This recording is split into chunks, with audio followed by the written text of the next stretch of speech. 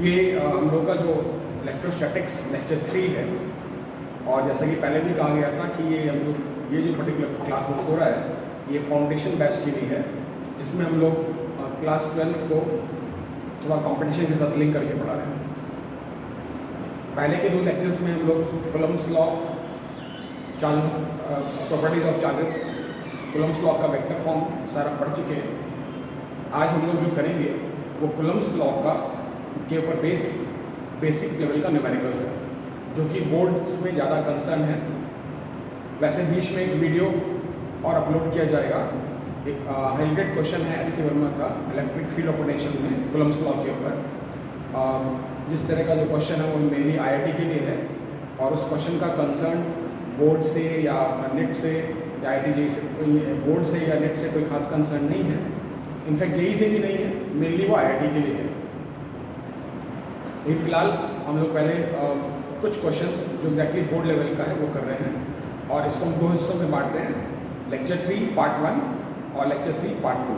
इसमें हम लोग कुछ बेसिक लेवल का क्वेश्चंस करेंगे। थोड़ा बहुत तो लेवल इसमें भी मेंटेन करना पड़ेगा, क्योंकि आजकल एनटीए वाले जेई मेंस का एग्ज़ाम जब कंडक्ट करते हैं तो वो कुछ इस तरह का क्वेश्चन भी देते हैं जो कि सीबीएसई बोर्ड या एनसीईआरटी बुक से लिंक रहता है। शुरुआत करते हैं। पहले मैंने 2 क्वेश्चन लिख दिया है, उन क्वेश्चंस को आप पहले नोट कर लें, उसके बाद उसका सॉल्यूशन स्टार्ट करेंगे। वैसे मैं क्वेश्चन डिक्टेट भी करा रहा हूँ। क्वेश्चन क्या है? पहला, there are 2 alpha particles separated by 3.2 into 10 to the power minus 15 meter. Find the electrostatic force. Find the electrostatic force. ये दूसरा क्वेश्चन है। Sum of 2 charges is 20 microcoulomb. Force between them at separation of 3 meter is 0.075 meter. Find the charges. वैसे आप इसको YouTube पे pause करके भी question note कर सकते हैं। शुरुआत करते हैं सॉल्यूशन से। अब जो पहला क्वेश्चन था उसमें हमारे पास 2 अल्फा पार्टिकल्स हैं, और दोनों ही अल्फा पार्टिकल्स का जो सेपरेशन है वो 3.2 into 10 to the power minus 15 metre का है। मीडियम मेंशन ना हो तो हमें क्या करना होता है, मीडियम कि हमें एयर या वैक्यूम का लेना पड़ता है, और हमको यूज़ करना पड़ता है electrostatic force constant. Electrostatic force constant जानते हैं, ये जो इलेक्ट्रोस्टैटिक फोर्स था ये क्या था, के E Q1 Q2 by are square, और एफ ई की जगह हमने लिखा था के ई की जगह 1/4 pi epsilon not Q1 Q2 by are square, ये हमने लिखा था। फिर हम जानते हैं 1/4 पाई एप्सिलॉन नॉट का जो वैल्यू था वो था 9 इंटू 10 टू द पावर 9, और newton metre square coulomb minus 2, newton metre square coulomb minus 2। यहाँ पर जो 2 चार्जेस हैं वो अल्फा पार्टिकल्स के, और अल्फा पार्टिकल्स के ऊपर जो चार्ज होता है वो 3.2 into 10 to power minus 19 coulomb का होता है। 3.2 into 10 to power minus 19 coulomb. और ये ध्यान रहे हमने किसके लिए लिखा है, ये है आपका चार्ज ओवर अल्फा पार्टिकल। बाकी कैलकुलेशन से ज़्यादा कंसर्न नहीं है मेरा, क्योंकि आप कैलकुलेशन खुद भी कर सकते हैं। यहाँ पे आप ये रख दें, चार्जेस का वैल्यू रख दें, और आर दिया हुआ था 3.2 into 10 to the power minus 15 metre.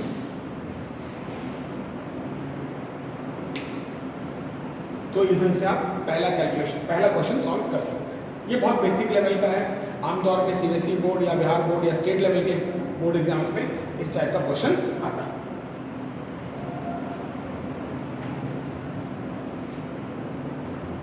जो दूसरा क्वेश्चन है वो क्या कह रहा था, उसमें कहा गया था कि 2 चार्जेस हैं, दोनों चार्जेस का सम कितना है 20 माइक्रोकूलम।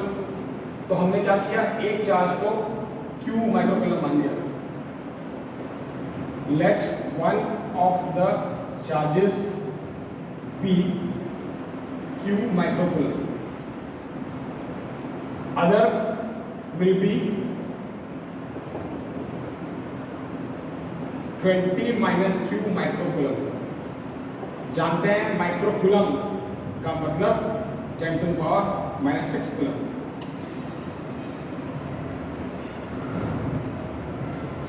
अब क्या है, उस क्वेश्चन में ये दिया गया था, जब वो दो चार्जेस 3 मीटर की सेपरेशन पे हैं, 3 मीटर की सेपरेशन पे हैं, तो उनके बीच का जो फोर्स है वो क्या था, 0.075 न्यूटन।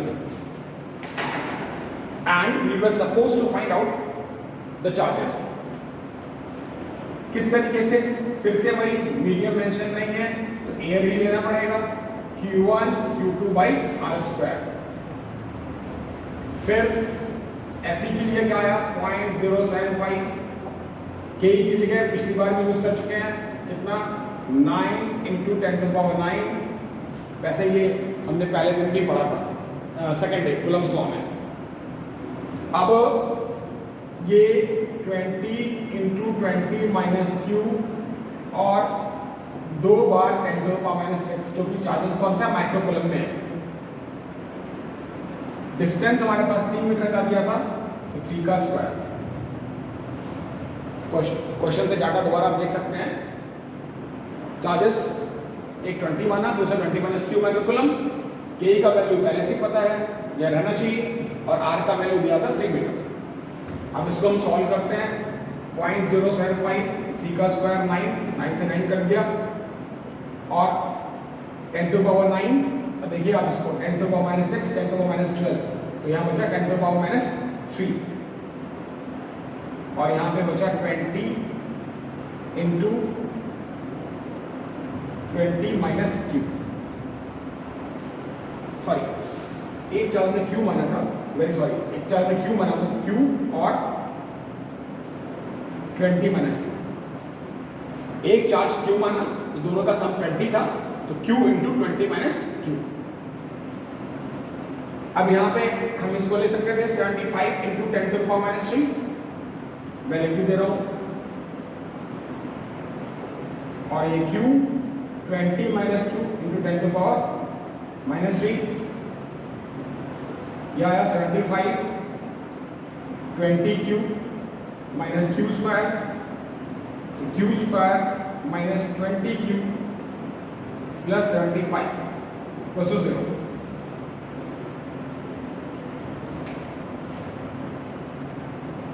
फिर अब अगर इसको फैक्टराइज करके सॉल्व करेंगे तो क्या क्या मिलेगा, Q स्क्वायर, यहाँ पे आपके पास बचेगा -15Q - 5Q + 75। तो यहाँ से आपको Q का जो दो वैल्यू मिलेगा वो कौन कौन सा मिलेगा, 5 माइक्रोकूलम एंड 15 माइक्रोकूलम। वैसे आई डू होप जो बच्चे 11-12 में पढ़ते हैं हमको थोड़ा बहुत कैलकुलेशन करना आता ही होगा और फैक्टरेशन भी आता होगा, फिर भी आप सॉल्यूशन नोट करें।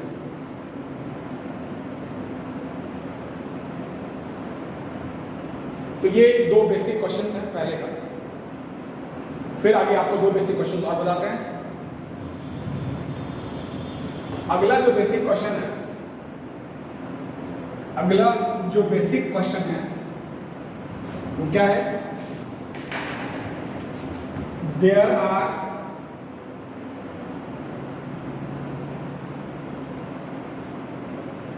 Two charges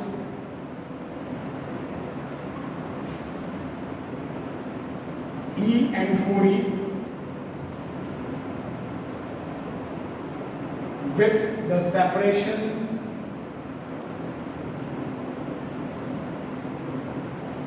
of 2 meter. Find the position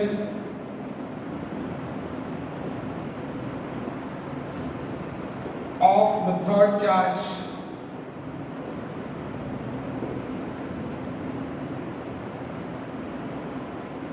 so that resultant force on it is 0.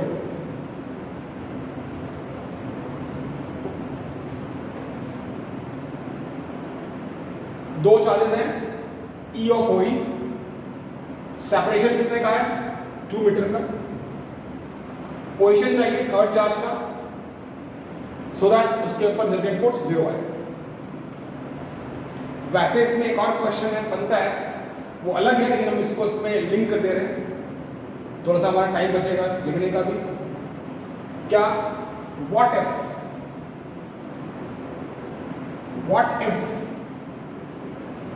the two charges are 4e and -e?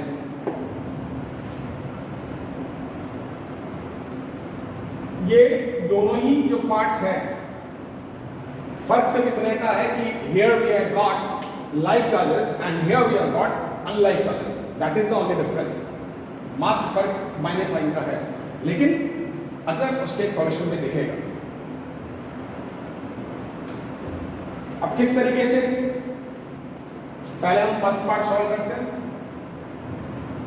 क्या है फर्स्ट पार्ट, मान लिया कि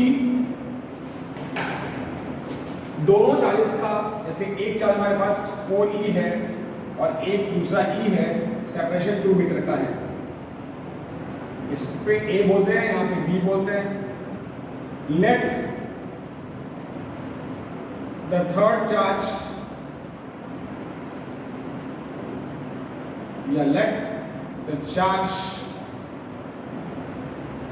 placed be q at x meter from 4e। तो यहां से अगर x लेंगे तो यहां से 2 - x लेना पड़ेगा। अब अगर हम इस चार्ज का फोर्स देखें, Q पे 4e का फोर्स और Q पे E का फोर्स, Q पे 4e का फोर्स, Q पे E का फोर्स, अगर हम ये देखते हैं और उसका रिजल्टेंट 0 चाहते हैं तो दोनों का मैग्नीट्यूड बराबर करना पड़ेगा। डायरेक्शन तो अपोजिट होना ही चाहिए, तभी वो कैंसिल कर पाएगा। जैसा कि जानते हैं दो वेक्टर्स का रिजल्टेंट 0 लाने के लिए दोनों ही वेक्टर्स का मैग्नीट्यूड बराबर होना चाहिए और डायरेक्शन उल्टा होना चाहिए। अब ये अगर इस पॉइंट को C मान लें तो ये FCA का डायरेक्शन ये है, FCA यानी कि force on C due to A, force on C due to A। और अगर हम यहाँ पे इसका मान लें तो FCB, ये क्या है, force on C due to B, force on C due to B, FCA force on C due to A। For the resultant force to be 0, FCA का magnitude is equal to FCB का magnitude, KE 4E into Q upon x square, KE Q into E upon 2 - x का square. कैसे कैसे हुआ, FC का magnitude FCB का magnitude बराबर, क्यों, दो वेक्टर्स का रिजल्टेंट 0 लाने के लिए मैग्नीट्यूड बराबर, डायरेक्शन अपोजिट। इसको सॉल्व करते हैं, जो टर्म्स काटने वाले हैं उसको आप काट दें, दोनों का स्क्वायर रूट निकाल दें। यहाँ पे क्या आएगा 2/x, यहाँ पे क्या आएगा 1/2 - x।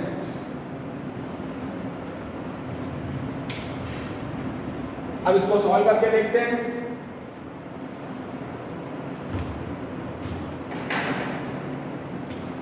यहां पे कितना आएगा 4 - 2x is equal to x, sorry ठीक है x, ठीक है ना, KE 4e Q/x square, KE QE by 2 - x का स्क्वायर।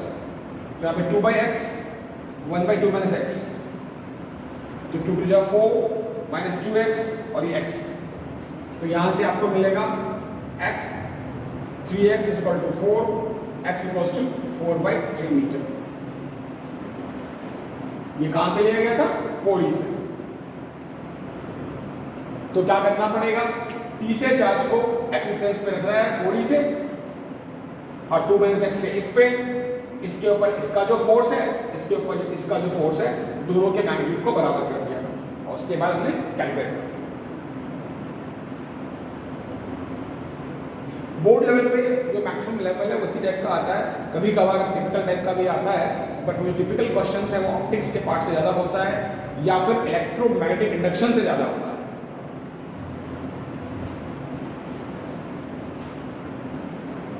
अब आते हैं इसके सेकंड पार्ट में।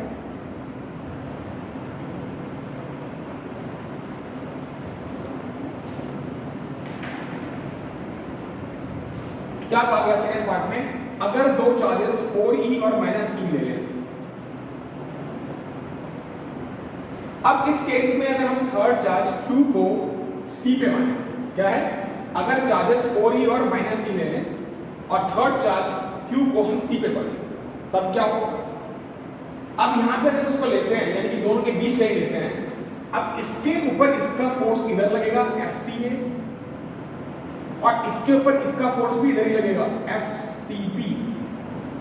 Now it is not possible, अब ये संभव नहीं है कि कैंसिल कर दे, डायरेक्शन अपोजिट चाहिए। एंड फॉर दिस रीजन क्या करना होता है? इस चार्ज Q को ऑफ द लाइन से मेरा कहने का मतलब इधर या इधर, तो इस चार्ज Q को ऑफ द लाइन प्लेस करना होता है। अब कैसे देखें? मतलब फिर से बताएं, ये दोनों चार्ज के बीच में कोई चार्ज लेते हैं तो इसके ऊपर इसका इधर रिपल्सिव, इसके ऊपर इधर अट्रैक्टिव, सेम डायरेक्शन है, ये फोर्सेस कैंसिल नहीं कर सकते। अब क्या करना होगा? अगर इसी चार्ज को हम क्या करें? इसी चार्ज को अगर हम क्या करते हैं? Q को -e से x डिस्टेंस पे यहां ले लेते हैं।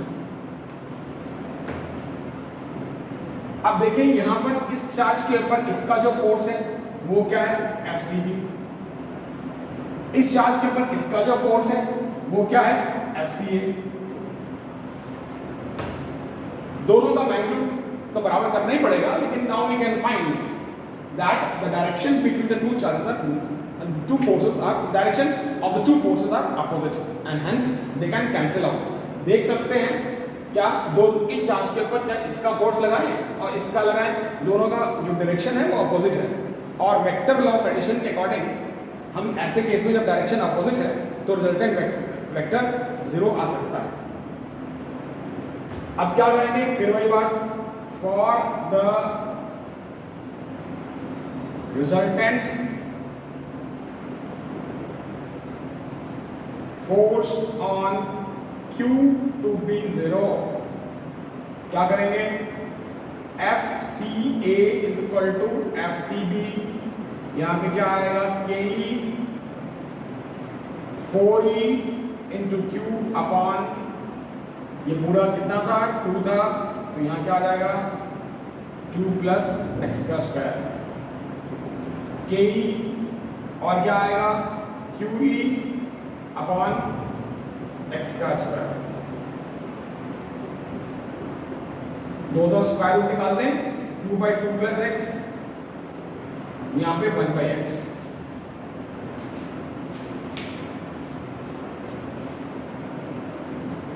फिर यहां से x को कैलकुलेट कर सकते हैं इस तरीके से। ये आया 2x, ये आया 2 plus x, x equals to कितना आया? 2।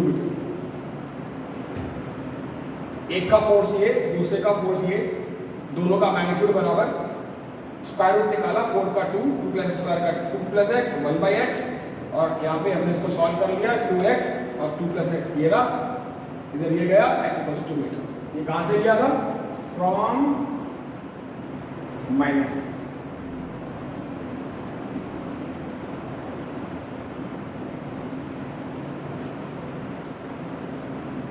अब क्या है, एक चीज और इंटरेस्टिंग है, ये जो मैंने पोजीशन लिया ये स्मॉलर चार्ज के पास लिया, यानी कि अनलाइक चार्जेस के केस में अगर हमें तीसरे चार्ज पे रिजल्टेंट फोर्स 0 चाहिए तो third charge should be placed closer to the smaller one. ऐसा क्यों? क्योंकि हम दो फोर्सेस को बराबर कर रहे हैं, मैग्नीट्यूड को बराबर कर रहे हैं, और फोर्स का formula k e. Q1 Q2 by are square, k e. Q1 Q2 by are square. और अगर हम चार्जेस का मैग्नीट्यूड बड़ा कर देंगे तो डिस्टेंस को भी बड़ा करना पड़ेगा, और डिस्टेंस को बड़ा और चार्जेस का मैग्नीट्यूड अगर छोटा कर दें तो डिस्टेंस को छोटा करना पड़ेगा। यानी कि इस फोर्सेस का मैग्नीट्यूड को सेम रखना है, तो once you increase the charge, अगर आप चार्ज की वैल्यू को बढ़ा रहे हैं तो you have to increase the distance, और if you consider the smaller charge then you have to consider the distance to be smaller, यानी कि छोटे चार्ज के पास बड़े से। कब? जब अनलाइक चार्ज है। क्या करने के लिए? जब कि तीसरे चार्ज पे रिजल्टेंट फोर्स 0 चार्ज। ये हम लोग का इलेक्ट्रोस्टैटिक्स का कूलम्ब्स लॉ के बेसिक यूनिट्स का पार्ट 1 है। पार्ट 2 फिर अगले लेक्चर में आपको बताएंगे, और इसी बीच में पार्ट 3 लेक्चर 3 के पार्ट 1 और पार्ट 2 के बीच में एक एचसी वर्मा का कूलम्ब्स लॉ का एक अच्छा क्वेश्चन डाल रहे हैं, जो आमतौर पे तो मैं क्या कहूँगा, maximum even you can say more than 90% people just give the wrong solutions and they have got misconceptions. उनके पास गलत सॉल्यूशन है, उनके पास मिसकॉन्सेप्ट है। ऑफ कोर्स जो इंटेलेक्ट्स हैं, जो अच्छे लेवल के प्रोफेसर्स हैं, उनका अप्रोच अलग है, लेकिन मैक्सिमम लोग उसके बारे में गलत जानते हैं, जिसको हम अगले इसमें बता रहे हैं। और दूसरा एक चीज़ और है, इस तरह के क्वेश्चन का जो बताने वाले हैं एससीबी का क्वेश्चन नंबर 22, उस तरह का क्वेश्चन बोर्ड से कोई कंसर्न नहीं रखता है। It is only for IIT, और आईआईटी में भी बढ़िया लेवल के क्वेश्चन हैं।